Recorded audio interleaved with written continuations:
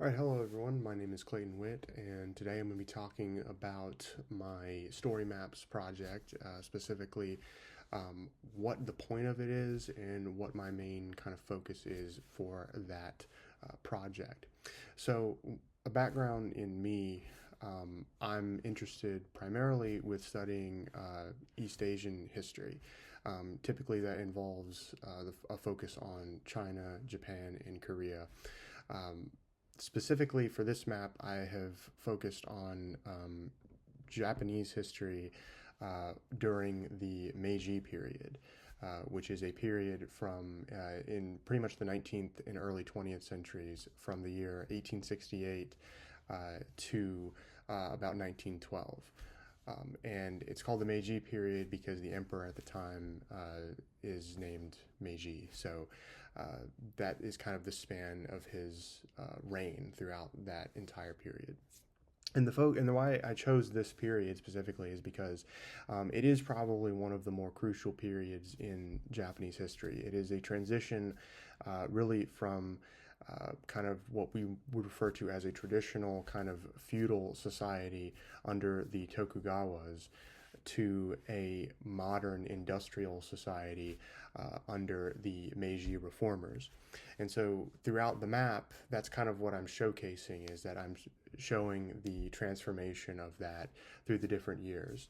And the map includes things such as certain government documents that are put forth, certain legislative materials that are put forth, imperial ventures that take place after the military becomes modernized, and also various diplomatic kind of overtures that you'll see during the period, and all of that kind of culminates up to the death of Emperor Meiji in 1912, and the transition from his reign to Emperor Taisho's reign, which is his successor.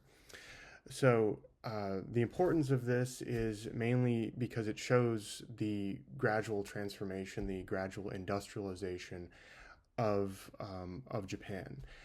And that is important for Americans, particularly because you'll get to see the kind of the modern imperial Japan that the U.S. will eventually come into conflict with in the 1930s and 1940s during World War II. And so you can view this map as kind of like an origin story of that, and you get to see kind of where that comes from. And this is important for a number of reasons. One of the reasons is because I find that a lot of Westerners, or particularly Americans, the only time that they ever encounter Japanese history is with World War II, and so there's only a very limited amount there that is kind of studied, and that makes sense, obviously, because a lot of the high school prep and college prep courses that go through are kind of American history courses. They focus on that period as it relates to American history, and obviously you have a very limited time to get everything that you want to talk about there. And so this map kind of showcases more of a more like I said previously, an origin story of that. So it gives a little bit more of an understanding of the building blocks of the imperial Japanese system moving up to World War II. My map doesn't go that far into World War II. It only goes to 1912, starting in 1868 and going to 1912.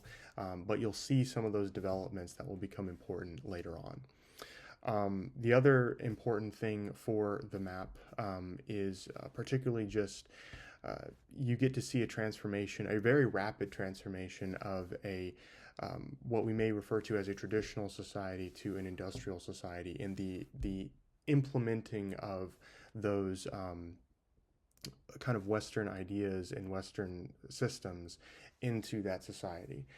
This is going to have a very big impact on Japan over the course of its industrialization, and it's going to put it in conflict with a lot of the other traditional Asian societies, whether that be China during the First Sino-Japanese War of 1894 and 95, in which Japan essentially conquers Manchuria and defeats Imperial China, which is a very big deal considering that China was the leading cultural exchanger throughout in that region since really the beginning of history, to be honest. So seeing that change to where Japan is now the leading cultural exchanger is very important.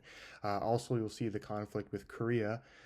Korea is kind of stuck in the middle, honestly, between a lot of these other great powers, whether it be China versus Japan or Russia versus Japan.